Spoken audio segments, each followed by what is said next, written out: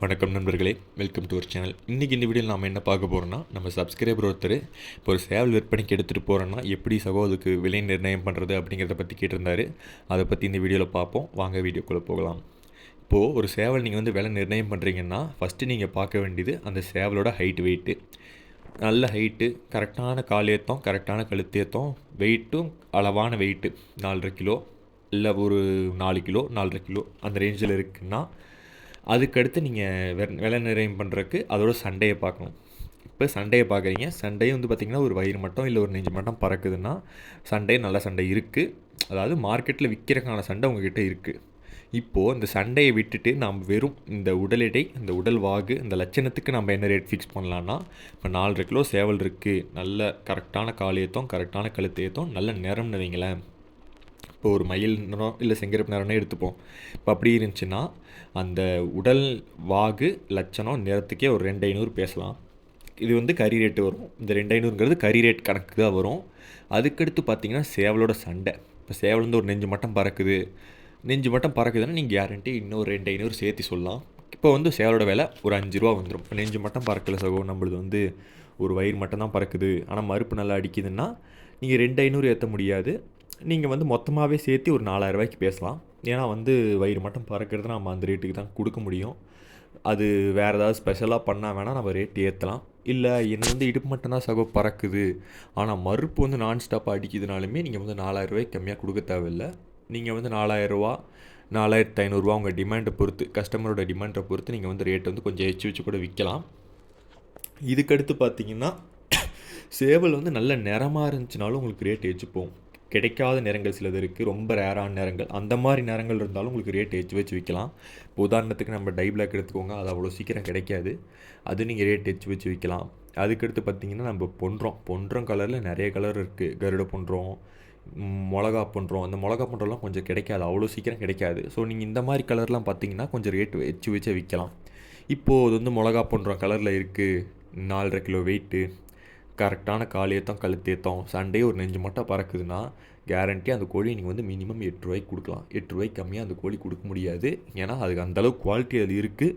கோழி லட்சணத்துலேயும் நம்ம குறை சொல்ல முடியாதுங்கிறப்போ உங்களுக்கு பார்த்தீங்கன்னா கண்டிப்பாக 8 ரூபாய்க்கு கொடுக்கலாம்.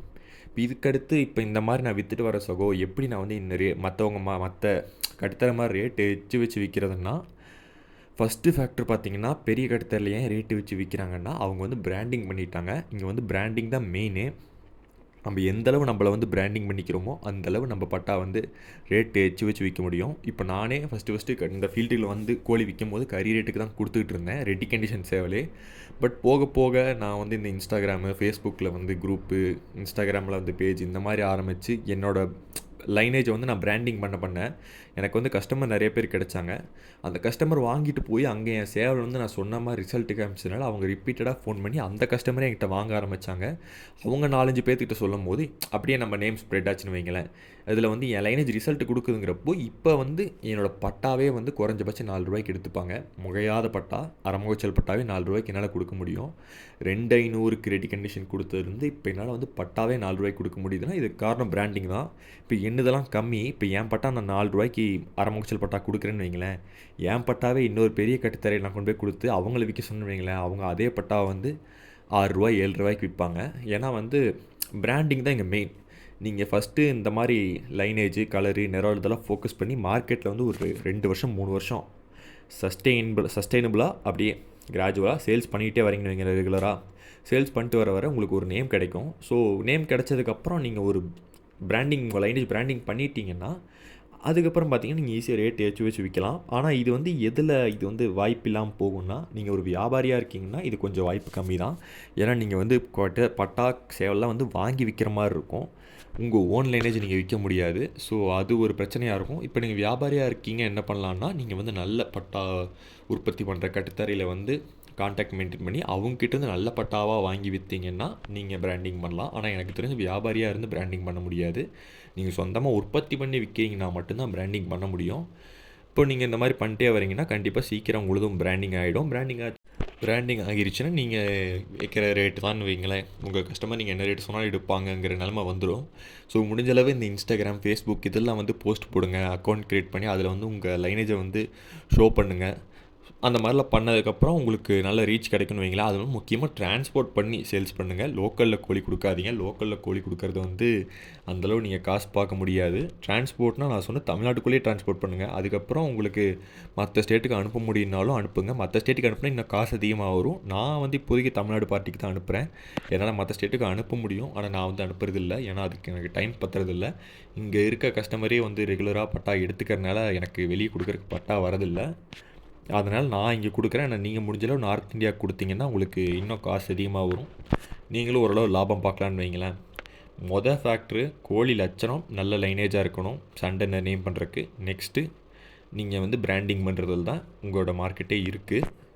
இது சில பேர் சொல்லியிருப்பாங்க, சில பேர் சொல்லாமல் இருந்திருப்பாங்க. பட் பிராண்டிங் தான் மெயின் உங்கள் கோழி விலை நிர்ணயம் பண்ணுறதில்ல. இப்போ உங்கள் பட்டாவே நீங்கள் என்கிட்ட கொடுத்து விற்க சொல்கிறீங்கன்னா என்கிட்ட வேறு ரேட் போகும். இதே இன்னும் என்ன பெரிய கட்டுத்தாரி நீங்கள் கொண்டு போய் கொடுக்குறீங்கன்னா அவங்கக்கிட்ட வேறு ரேட் போகும். காரணம் அவங்க வாங்கின நேமு அதுதான் ஃபஸ்ட்டு ஃபேக்டராக இருக்கும். ஸோ முடிஞ்சளவு உங்கள் லைனேஜில் ஃபோக்கஸ் பண்ணுங்கள். அதுக்கடுத்து இந்த மாதிரி நான் சொன்ன மாதிரி ஃபேஸ்புக், இன்ஸ்டா இதெல்லாம் வந்து ஷோ பண்ணுங்கள். அதுக்கடுத்து வந்து டிரான்ஸ்போர்ட்டில் சேல்ஸ் பண்ணுங்கள். அதுவும் சேல்ஸ் வந்து ஃபேஸ்புக் குரூப்பில் போஸ்ட் பண்ணுங்கள். அதில் போஸ்ட் பண்ணுறப்போ உங்களுக்கு பார்த்திங்கன்னா all over Tamil Nadu, north Indian parts கூட கேட்பாங்க. ஸோ அவங்களுக்கு நீங்கள் சேல்ஸ் பண்ணும்போது உங்களுக்கு இன்னும் நல்லா ரீச் ஆகும். இதை ட்ரை பண்ணி பார்த்துட்டு சொல்லுங்கள். தேங்க்ஸ் ஃபார் வாட்சிங். அதே மாதிரி வேறு ஏதாவது டவுட் இருந்தாலும் கேளுங்கள். அதை பற்றி இன்னொரு வீடியோ போட்டுடலாம்.